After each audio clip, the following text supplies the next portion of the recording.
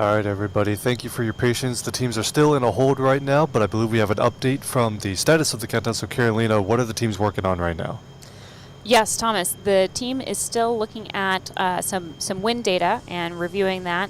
Where we try and get the latest up-to-the-minute information and run through simulations to make sure that everything will be okay despite the changing conditions. So that is what the team is reviewing right now. We are optimistic that we'll be able to continue with our launch countdown shortly. So in the meantime, we are still holding. So thanks for your patience and thanks for bearing with us. Didn't want to come on and talk about something when we didn't have an update, so we went and got that update first. Thank you all for staying tuned, and again, more updates forthcoming as soon as we have them. But we do have some more questions in the queue, so we can go back to that if you'd like. And right on cue, we're talking about releasing this hold hopefully before too long. Mist does ask, what is the decision-making process like to resume a countdown once you've called a hold? Yeah, so we will take all of the information from the issues that we've been troubleshooting and verify that we have not encountered any new issues. For example, if we hold too long, there may be certain blackout times specifically that we'll need in order to avoid colliding with another object in space. And so we'll coordinate with the range to make sure that we can set our new T0 time, and we'll proceed with picking up the countdown. And on the same topic there, Noah asks, when does this window close? 1600 EST, that is correct. 4 o'clock p.m. Eastern Time, which is, if I do math in my head, 2100 UTC. Had to do that in my head real quick, thank you. But that is the end of the window, so plenty of time, a little under 3 hours to go. And as you can see, the terminal count starts at 15 minutes prior to launch, so there is plenty of time for the teams to resume the count once that wind data is verified to be nominal and that the teams will be ready to go. So no worries just yet. Another question here, Al asks, after main engine cutoff, or MECO, what happens to the first stage of the rocket? Right, so MECO stands for main engine cutoff, and that's the point where the first stage engines will have done their job and they will be shutting off because we have run out of fuel. So after that point, once we separate the stages, the first stage will fall back towards Earth. We work very closely with all of the relevant authorities to make sure that there is a safe area in the ocean for the first stage to fall back to Earth, and it lands in the ocean. All right. And then a similar question, moving on later in the flight profile, how long does it take for the rocket to reach its final deployment, asks Alex? So how long before those payloads are in a stable orbit along with that upper stage and then deployed from that stage? Right, so we talked through the mission profile a little while ago, but it takes just about 9 minutes from T0 to the payload deployment. So it is a pretty zippy flight, although the upper stage runs for about 5 minutes and sometimes can feel like a long time to make sure that to be watching that upper stage.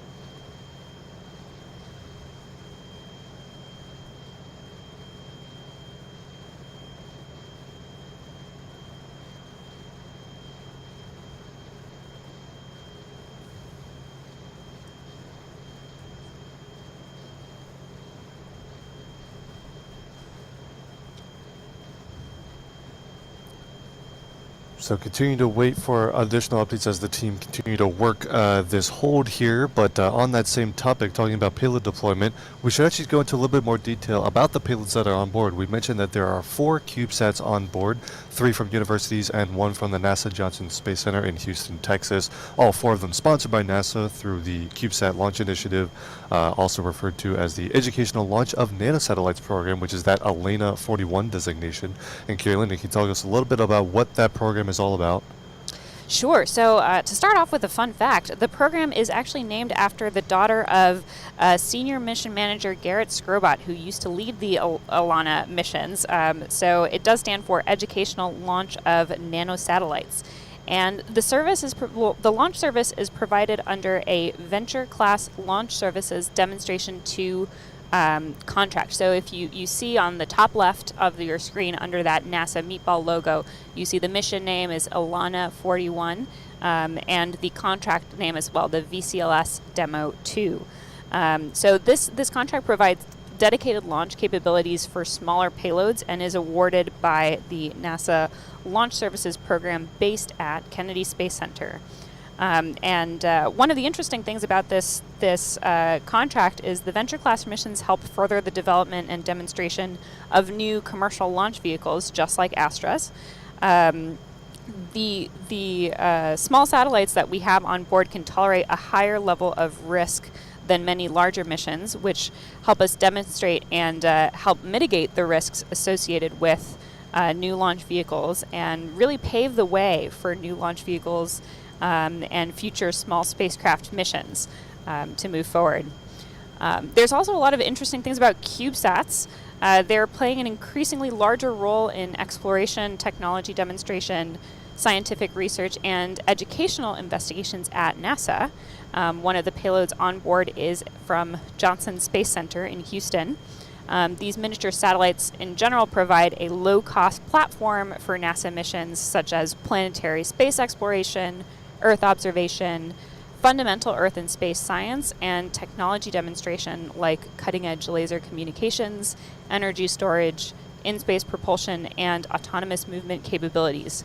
Another great thing about CubeSats, just like on our mission, is that educators have economical means to engage students in all phases of satellite development, operation, and data collection. So 3 of our 4 payloads are from universities, and the CSLI provides launch of CubeSat projects designed, built, and operated by students, teachers, and faculty, as well as NASA centers and nonprofits.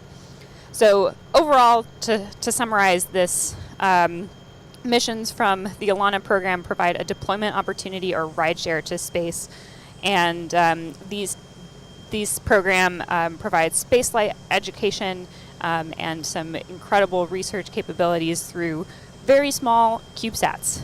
Over the lifetime of the program, since its inception in 2010, the initiative has selected over 200 CubeSat missions, over 100 which have been launched, and more than 30 missions scheduled in the next 12 months.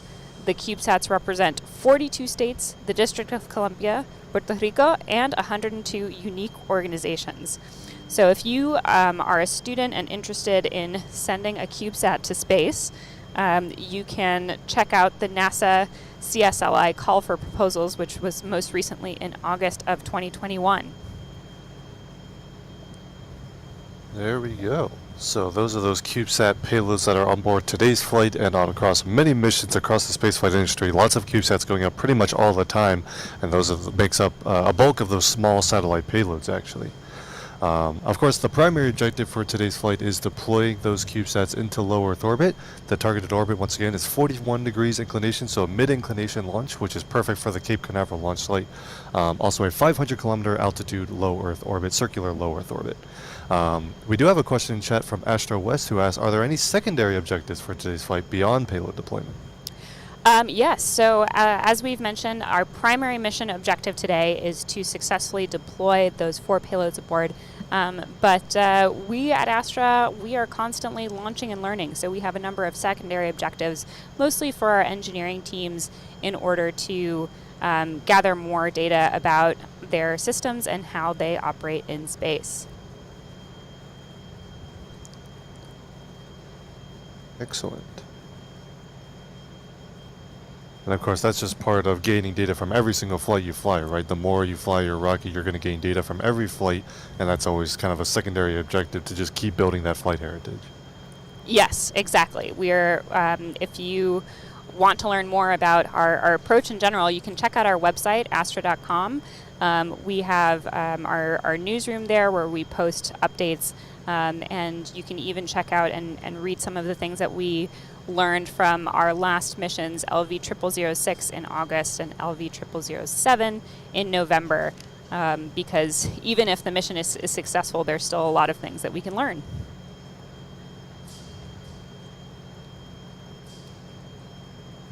And we've also got another question here that I picked out from chat myself because I'm a big fan of the space shuttle here. And we've got a space shuttle relevant question, though. James asked, a fun hypothetical question, but could Rocket 3 fit inside the space shuttle payload bay? And would the shuttle be able to launch a fully fueled Rocket 3? Well, I've got the dimensions in front of me because I looked this up. And yes, I can confirm that Rocket 3 would fit in the payload bay. The Rocket 3 is 43 feet long, 52 inches in diameter. And you know what? I think I might go to say you could fit multiple Rocket 3s in a space shuttle bay, because the space shuttle had a 60-foot long payload bay and 15-foot diameter payload bay. So yes, absolutely, and someone's got to launch Kerbal Space Program and do this now. Yes, that is a fantastic question. That is a really fun fact that I'm very glad to have in my back pocket for now. But yes, the rocket that you see in front of you at 43 feet long, it fits inside a standard 45-foot shipping container, which also would have fit in the payload bay of the space shuttle. And I think, and this is just me kind of spitballing off the top of my head though, I'm pretty sure even fully fueled, the rocket would also still be light enough to be in a shuttle payload bay, because the shuttle was a pretty heavy lifter. And I think it would make for a great two-stage kind of kick stage deal if you wanted to launch Cubesats to Pluto or something. I don't know, that would be a little ridiculous, but it'd be fun. Yes, I love that idea. Use the rocket as a kick stage from the space shuttle to send Cubesats far, far away. Yes, I'm not sure exactly the mass capacity of the shuttle, but I reckon that the rocket would be a comfortable passenger on board. Maybe even two of them, as you mentioned. Yeah. We do have another question. We've got a great view of the ground system, the launcher that the rocket is sitting on. And Tom asks, is that launch mount sat on the ground or does it have foundations? How does that kind of roll out and set up for launch? Right. So you can see that the rocket is sitting on. I almost just said the shuttle. The rocket is sitting on a black structure. There is a mounting interface with the ground. There are specific sort of hold downs there, and that is how we interface with the ground. But there is no kind of permanently installed foundation aside from the concrete base. That entire structure that you see the rocket sitting on is entirely portable. Gotcha. Thank you very much.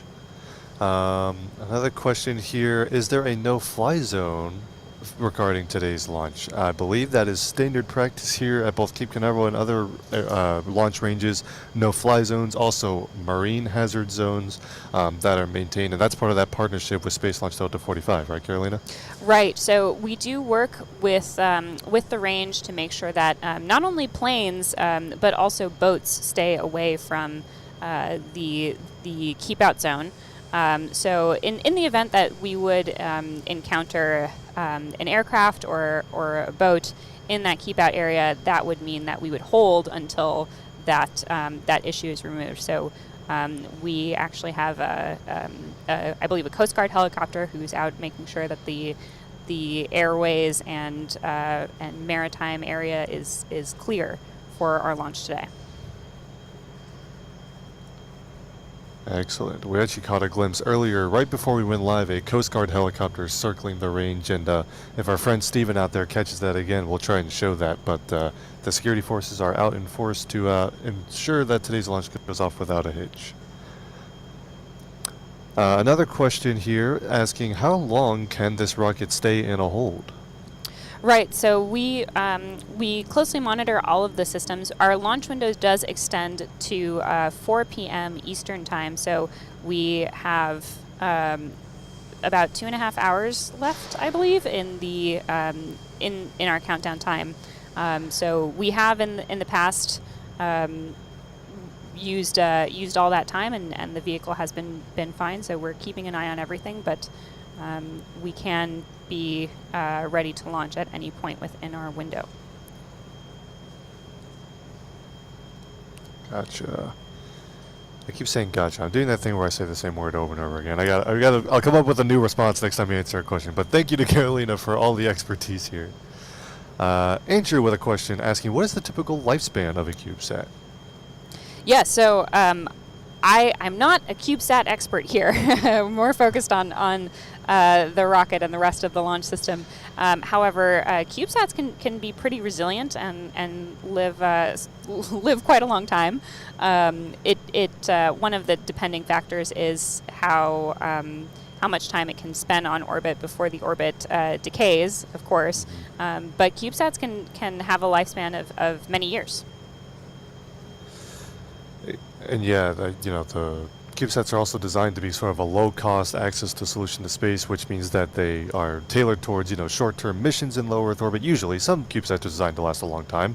CubeSats have been sent to Mars, for example, but most of them operate in low Earth orbit and operate pretty short missions. But that also means there's potential for an extended mission, because if you plan for, let's say, a month-long mission, and then after a month the CubeSat's still working, well, you can go get extra data, you can keep doing the mission, you could even do a different mission using the same instruments or whatever. So there's some factors that play into that, but the CubeSats all have different varying mission requirements and things like that, but that orbital decay is a big thing because most of them don't have propulsion on board. Not all, but most of them don't, which means you can't boost your orbit. You're kind of at the mercy of physics, if you will. But definitely an interesting point to talk about.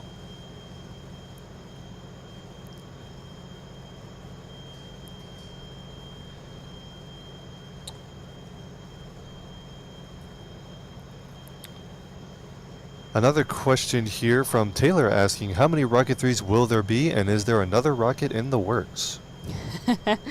Well, there's always another rocket in the works here at Astra.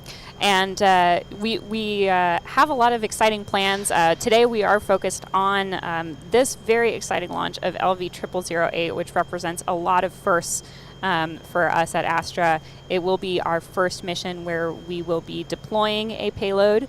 We are, of course, having our first launch from Cape Canaveral. If you've joined us in the past, the view is a little different from our regular launch site in Kodiak, Alaska. And so we're focused on today's mission, but if you want to keep track on Astra's future plans, you can check out our website, astra.com, and follow us on social media as well. Looking forward to many rockets in the future.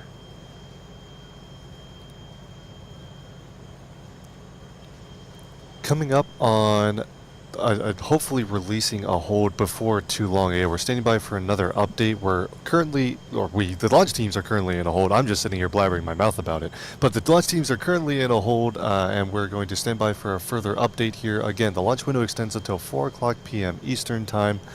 Plenty of time to resolve this. So let's go ahead and listen into the countdown net and wait for another update from Mission Control.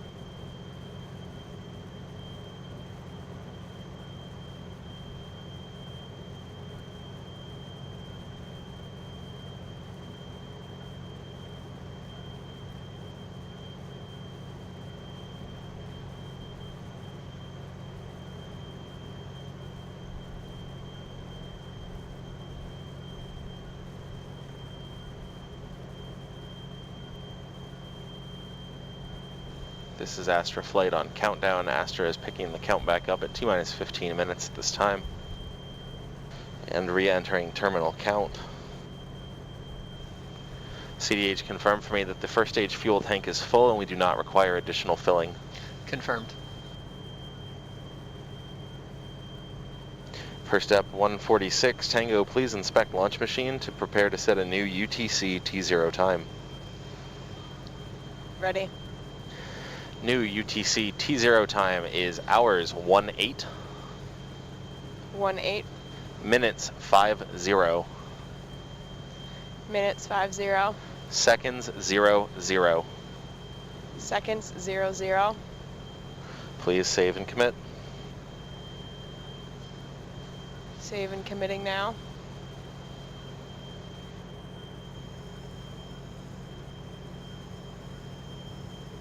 And as you have just seen and heard, we have resumed our countdown, and we are just inside 14 minutes from our new T0 time, which is 10:50 a.m. Pacific time, 1:50 p.m. Eastern time. And the team is proceeding into the final steps of preparing the vehicle for launch, our terminal count. In just a few moments, we'll hear our go, no-go poll with our final preparations, and after that point, we will be in just a few minutes away from our T0. Looking forward to liftoff as the clocks are now ticking once again and are heading towards that new T0 again, 1:50 p.m. Eastern Time, 1850 UTC. We can go ahead and listen into the countdown as they work through some more procedures coming up on that go, no-go poll. Let's listen in. Activating AUX1 OV 201 first fill. AUX1 OV 401 fill. Deactivating AUX1 OV 401 fill. AUX1 OV 301 upper fill. Deactivating AUX1 OV 301 upper fill. In machine fuel 4 operate, toggle off first and full. Toggling off first. Toggling off full. Please deactivate fuel 4 operate. Deactivating fuel 4 operate.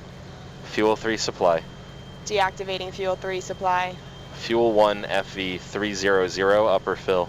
Deactivating fuel 1 FV 300 upper fill. Fuel 1 FV 200 first fill. Deactivating fuel 1 FV 200 first fill. AV1 radios. Deactivating AV1 radios. And deactivate AV1 rocket support cart. Deactivating AV1 rocket support cart. Please confirm for me that the following machines are still enabled and running. Zero stop purging. Confirmed. AV1 manage polling. Confirmed. AV1 manage power systems. Confirmed. The entire helium stack. Confirmed. Please activate machine igniter 1 spark test. Activating igniter 1 spark test. VB1 first stage power.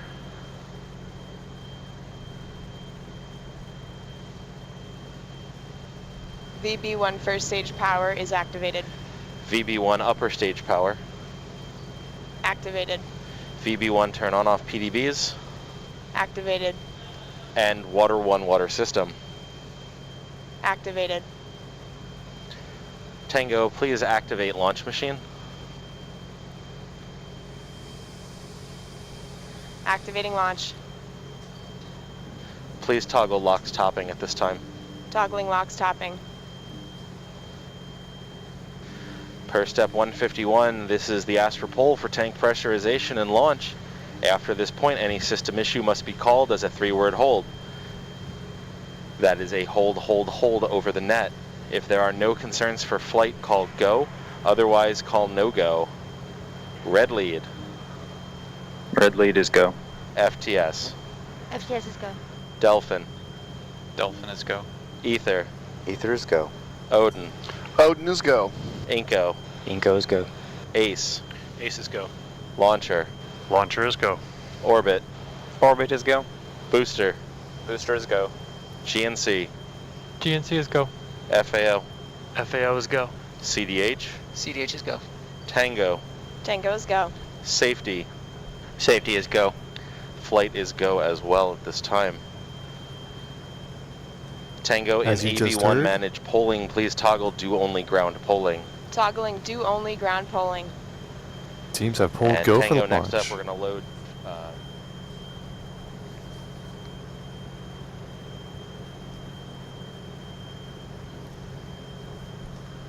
So as you just heard, sorry, I don't want to talk over the flight director there, but the teams have pulled go for launch. 9.5 minutes to go for a target liftoff time of 1:50 p.m. Eastern Time. Teams are going to be working through the rest of the terminal count here as all systems are go, including the range, weather, and the rocket itself. Carolina, how are you feeling over in Alameda? The anticipation is certainly building over here in our final minutes before launch. Why don't we give a brief update, or not an update, an overview of the mission timeline since we are now into the business end of the countdown. Yes. First things first. Yep, go ahead, Carolina. Sure. You can see the mission timeline up on your screen, and at T-minus 3 seconds, those 5 first-stage Delphin engines will ignite before our liftoff at T0, and then we will very quickly begin our pitch-over maneuver at T+6 seconds. If all goes well, we'll reach max Q at about 1 minute and 10 seconds. That's the point of maximum aerodynamic pressure on the vehicle and a very significant milestone. And then in very quick succession, we have main engine cutoff, or MECO, fairing separation, and stage separation. And then just around 3 minutes and 5 seconds into flight, we have our upper stage ignition of our ether engine. And then ether will burn for about 5.5 minutes before second engine cutoff, or SECO. And finally, we will deploy our 4 payloads, our 4 Cubesat payloads at 8 minutes and 40 seconds after launch. And that will be a deployment sequence of a couple seconds between each satellite before CubeSats all deployed in quick succession, and we are hoping that we get there in just about, well, 8 minutes of countdown and then 8 minutes of flight to orbit, so about 16 minutes or so, hoping to be on orbit and delivering those payloads. That would be an awesome sight to see. Again, if you are just joining us, this is Astra's first launch carrying payloads, actual satellites, into low Earth orbit. Also the first launch from Space Launch Complex 46 here on the Space Coast at Cape Canaveral, Florida. Liftoff is targeted for 1:50 p.m. Eastern Time, 7.5 minutes to go. And you're listening to live coverage from NASA Spaceflight Thomas Burckhardt here at Cape Canaveral and Carolina Grossman in Astra's headquarters in Alameda, California.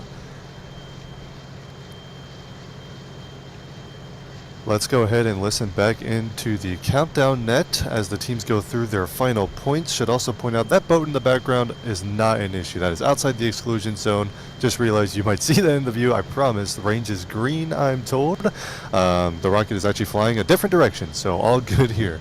But yeah, as the teams get through these final steps, let's go ahead and listen back into the countdown net. V1 manage polling, toggle do both ground and guidance polling. Toggling do both ground and guidance polling. Delphin confirmed GSE igniter system is ready for launch. Igniters are in good state and good for launch. FTS, issue logic on AFTU, verify CAS is green and nominal. Stand by.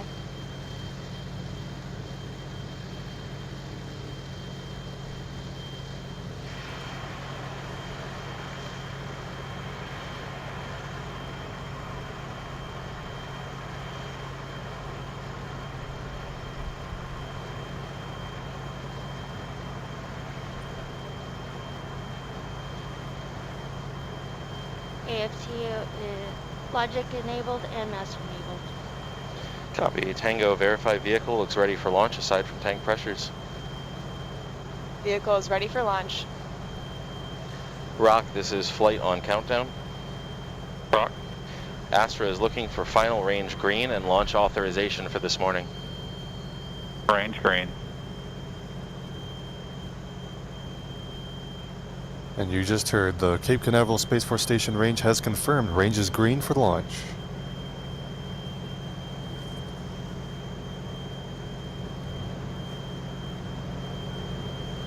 Tango in the launch Coming up. machine, please toggle launch. Enabling launch.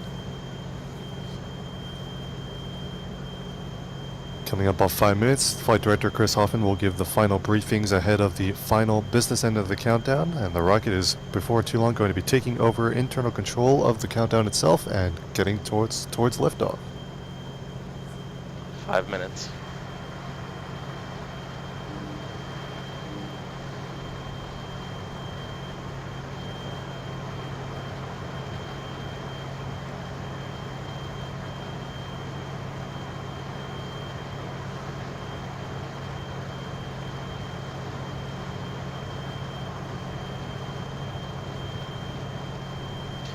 Flight on countdown with a reminder to all that any 3-word hold call from here on out is an immediate abort regardless of source.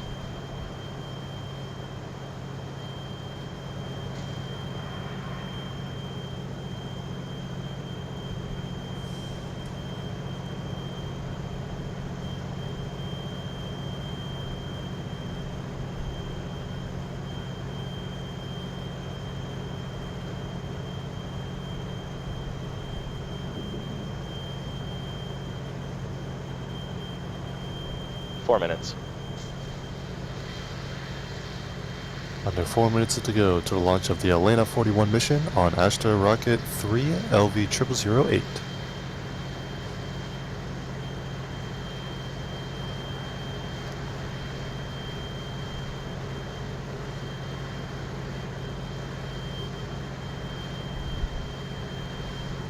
Rock, flight on countdown.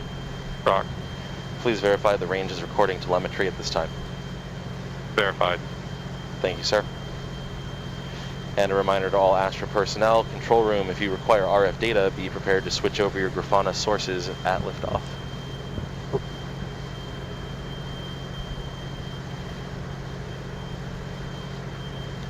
MIFCO, flight on countdown. MIFCO. MIFCO, prepare to issue option when rocket IIP marker passes min-MECO point and is within dispersed trajectories. Call out at time. MIFCO copies. 3 minutes.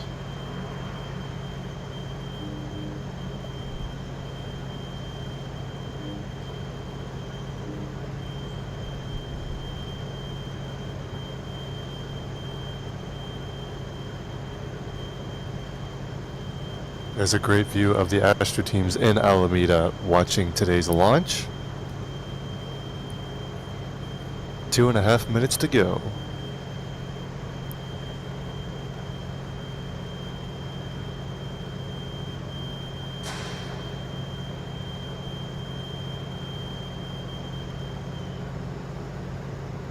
FTS at this time, send master, enable, and watchdog on AFTU.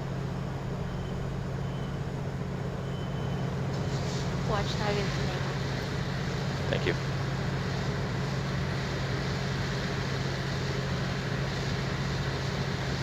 Two minutes. Now passing 2 minutes till launch. Again, this is the launch of the Elena 41 mission for NASA for Cubesat, hitching a ride on Rocket 3.3 LV0008, Astra's first mission with satellites on board, ready to lift off from Cape Canaveral, Florida in just under 2 minutes from now.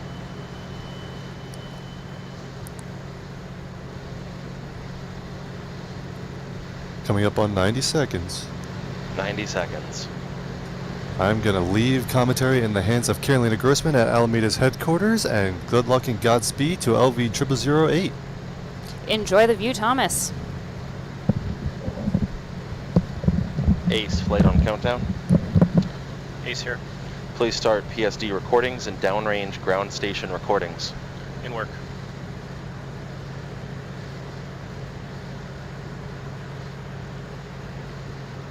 "60 seconds, vehicles on internals.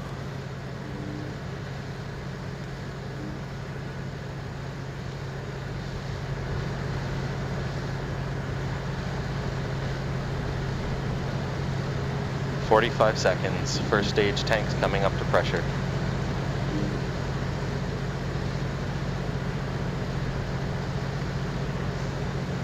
"35, vehicle is at pre-liftoff tank pressures. 30 seconds.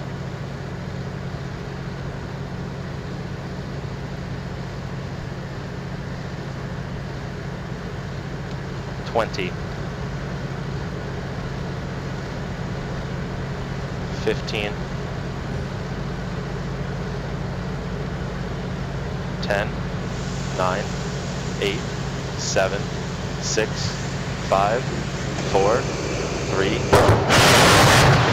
Ignition 1, 0. Abort.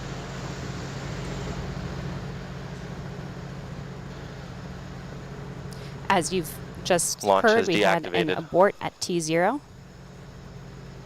Teams will look into the data, and we have time to try again.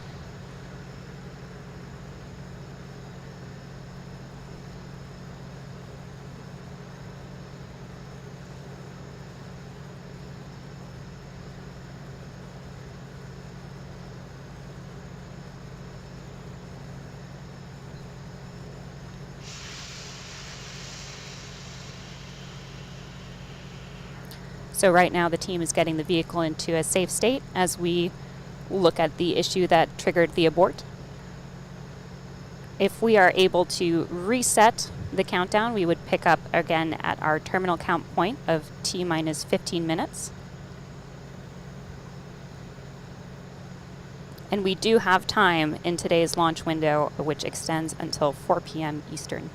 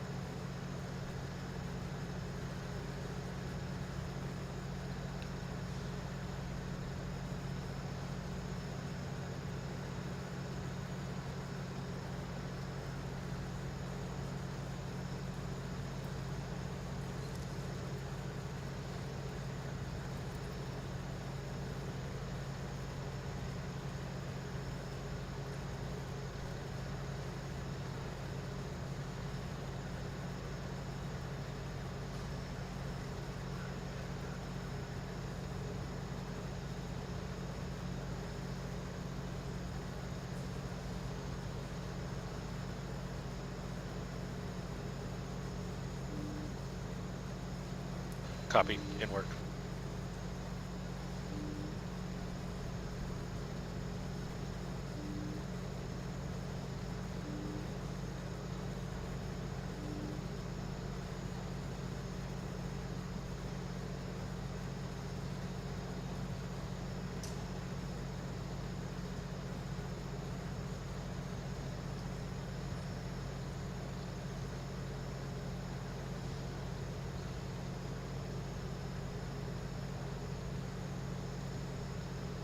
And as you saw, there was an abort at our T0 liftoff time. Looks like we did have engine ignition and an abort was called. The teams are troubleshooting the issue. Looks like the pad is safe and secure, no fires, no issues on the ground. So thanks for standing by while the team looks at what happened in the final moments of our terminal count. And we will keep you posted with updates as soon as we can. If we are able to recycle today's launch attempt, we would resume from T minus 15 minutes, the top of our terminal count. And we do have until 4 p.m. Eastern today in our launch window. And whether that recycle can occur will of course depend on the issue itself and how it can be resolved. So we'll stay tuned for those updates. But like Carolina said, launch window does extend for a couple more hours, so we're going to stay tuned and see what our status is, and we'll share that as soon as we have it. We actually did talk about this a little bit earlier in the broadcast, how the rocket is, of course, designed to handle multiple fueling and ignition cycles. We were talking about the engine static fire test, which is a planned milestone before every launch to make sure that the systems are all healthy, goes through an entire countdown. And so the rocket does have that recycle capability, but just depends on what the actual hold or the abort was triggered by. But those aborts are all triggered by onboard commands, right, Carolina's onboard computer sensing something is not quite right. That's right. So at T minus 60 seconds, you heard that call out that the vehicle is on internal control, and it's all systems within the vehicle that are monitoring and making sure that everything is as it should. And if it isn't, an abort is triggered. So that's exactly what happened. That is, the system is working exactly as it should. And so we can look at what caused the specific abort that was called, and the teams are already beginning to look through the data and troubleshoot.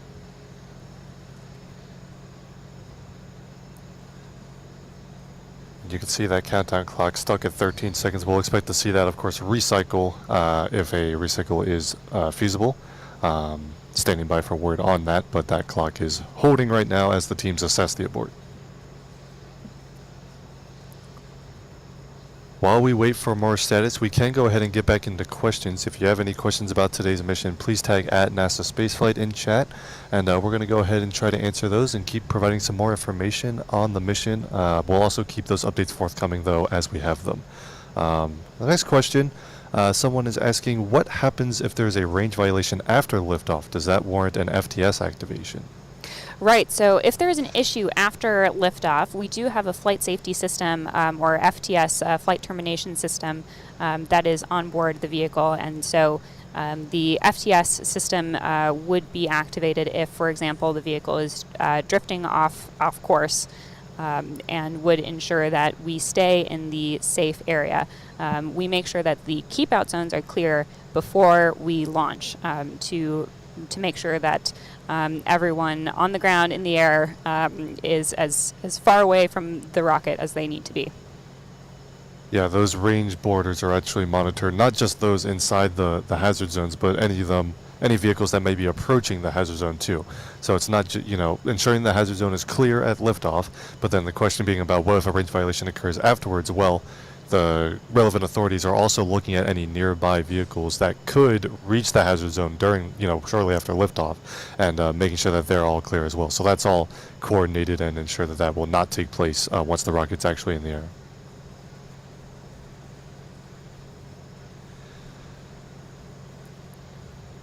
Another question here from Daniel asking, can Rocket 3 launch in the rain? Yeah, that's a great question. So there are lots of weather conditions that we keep in mind in order to ensure a safe and successful launch. A big one is lightning. There's a big lightning protection system around the rocket, which is so large you can't really even see it in the frame right now. Mm-hmm. We also keep an eye on winds. That was the reason for a hold earlier. But rain itself actually isn't that big of a problem. It's all of the typical bad weather effects that come along with rain, such as lightning and wind.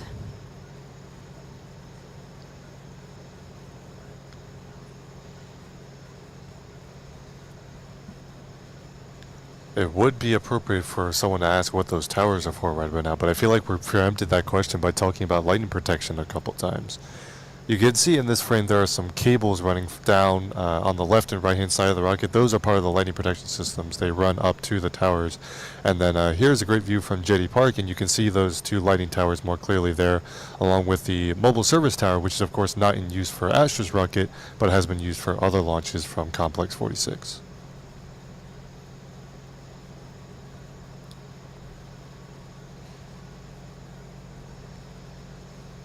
Another question here from Skysurfer, who asks, during a launch, do the cables, hoses, and electronics on that strong back get damaged from the heat? Right, that's a great question. So we do everything that we can to protect the system from that engine plume, those very hot gases that are exiting the first stage as the vehicle lifts off. We do, since we light the engines a few seconds before T0, as well as conducting a static fire test of a few seconds duration before we make any launch attempt at all. We do our best to protect all of the cabling, hosing, electronics, etc., and do maintenance as needed for the bits that get a bit crispy. Gotcha.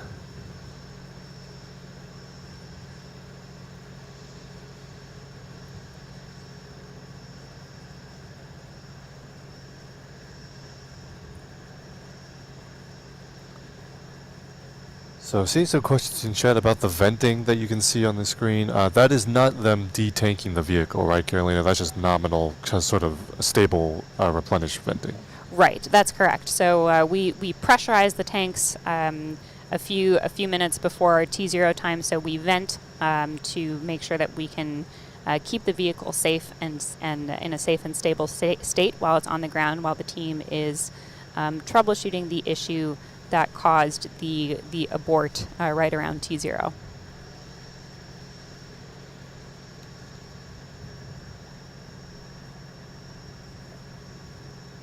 And on that front, the ground equipment will be able to top off those fuel tanks continuously, right? That's still taking place, especially after a recycle.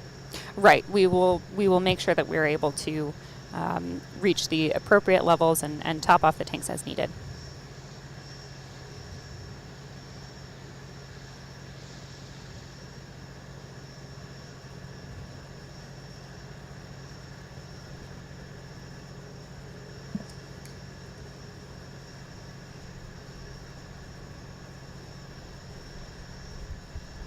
Again, if you're just joining us, this is the launch of Elena 41, a Cubesat mission for NASA, 4 Cubesats on board. The launch was just aborted right about a moment before liftoff, and the teams are currently working to assess that abort and determine if a recycle will be able to occur. We'll provide that update as soon as we have it.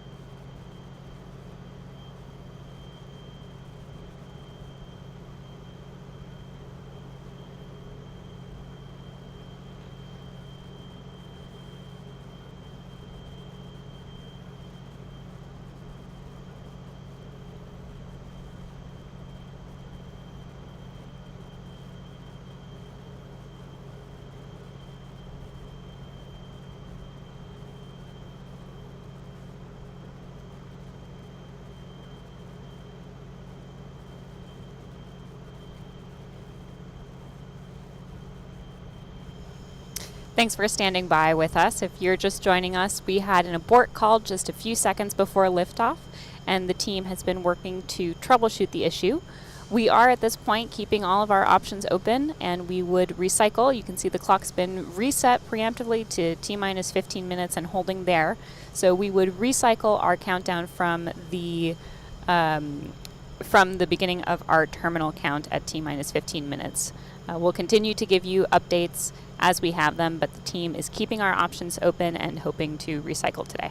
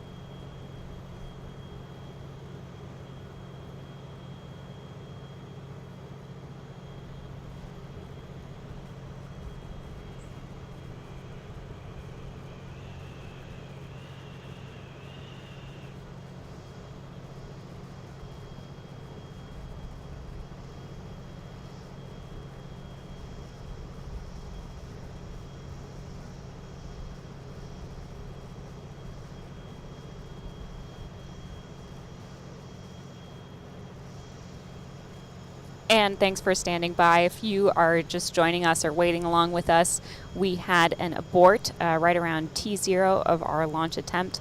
The team has spent the last approximately 45 minutes looking through the issue, and we are doing some final tests to see if we will be able to attempt to recycle today's launch attempt. We have about an hour and 15 minutes remaining in the launch window, and we would pick up the count from T-minus 15 minutes, so plenty of time to try again if we're able, and we're just standing by to see if the team is able to successfully complete the final test before picking up the count again.